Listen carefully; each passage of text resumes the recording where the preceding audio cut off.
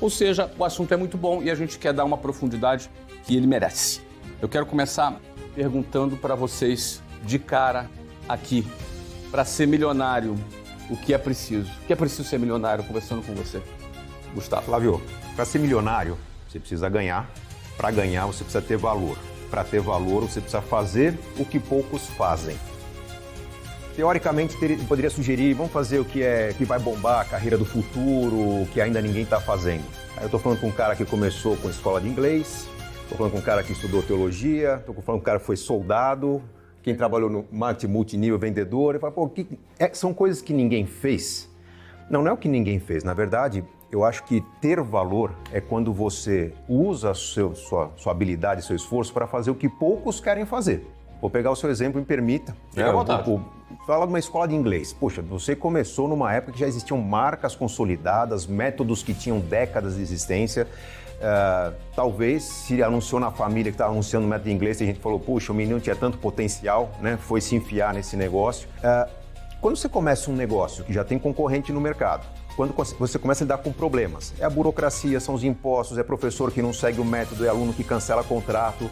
Tem muito empreendedor que nessa fase começa a ambicionava lá em cima, mas isso aqui não é bem o que eu queria. A pessoa desiste. Você perseverou, você fez o que poucos queriam fazer, você fez mais do que os outros, você encontrou um caminho, uma solução, virou a chave e você insistiu nesse caminho. Então, no momento que você começa a fazer o que os outros não querem fazer, você tem mais valor. As pessoas começam a perceber que, confio nesse cara que ele leva mais a sério. Ele cuida do negócio dele de um jeito que o outro não cuida. E a partir desse momento que você virou a chave, você já tem um público que vai se tornando cada vez fiel, que fala do seu trabalho e você vai ganhando uma escala. A escala é importante. Eu comecei dando aula de contabilidade. Num curso de administração não tem nada mais tedioso, insuportável e rejeitado do que isso. É o aluno, é o professor que ninguém queria assistir aula. Mas peraí. Vamos tentar ensinar contabilidade de um jeito diferente, finanças pessoais. Quando você começa a trabalhar de um jeito diferente dos outros, no mínimo você recebe uma atenção.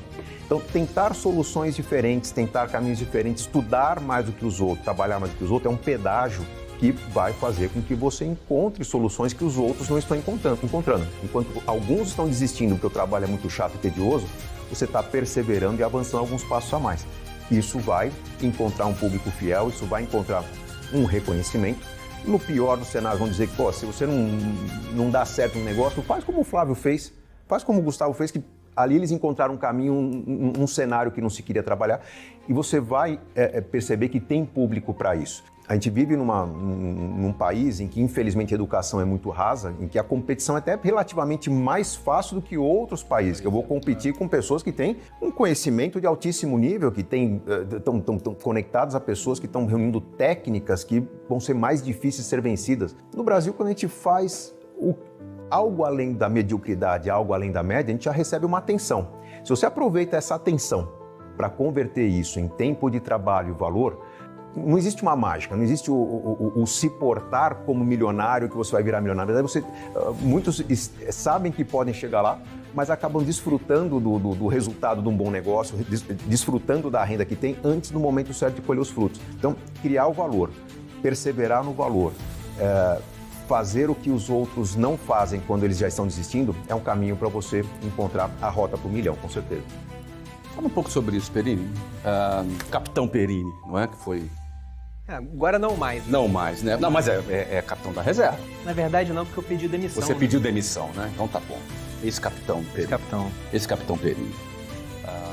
Aprendeu muito lá no Exército, não tenho nenhuma dúvida. Eu fui da Marinha, aprendemos muito lá nas Forças Armadas. A Marinha é quase tão legal quanto o Exército, só um pouco menos, né? A gente sabe disso. A gente sabe... Bom, a gente não vai entrar nesse assunto aqui agora. Sim, porque o cheiro de uma competição no ar, hein? O tema é mente milionária. Vamos mudar para esse assunto aqui.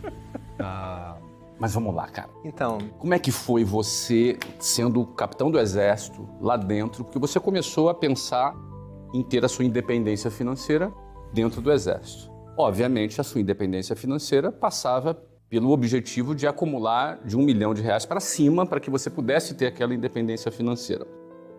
Você não estava num ambiente que te proporcionava isso, porque a carreira militar ela não remunera para isso. Como é que foi estar naquele ambiente falando sobre esses assuntos?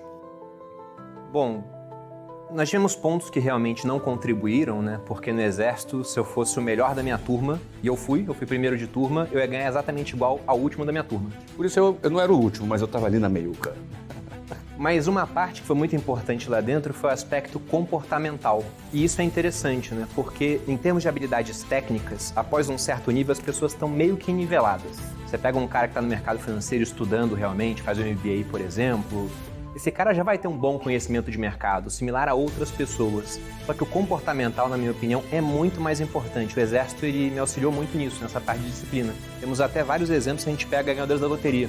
Então, o pessoal que ganha na loteria, 5 milhões, 10 milhões, 20 milhões, não importa a quantia. Você dá um tempo, esse cara vai gastar tudo até que só sobre na mão dele aquilo com o qual ele está habilitado para lidar. Tanto em termos técnicos... Sim, outro dia eu postei, era um cara que ganhou uma indenização de uns 400 mil e gastou tudo em um mês. Então, ele não tinha nem a parte técnica, mas definitivamente não tinha a parte comportamental. Porque tendo a parte comportamental, você consegue não só manter esse dinheiro, como até ampliar ao longo do tempo. E tem um exemplo muito interessante do livro Psicologia Financeira, do Morgan Housel, onde ele mostra um faxineiro.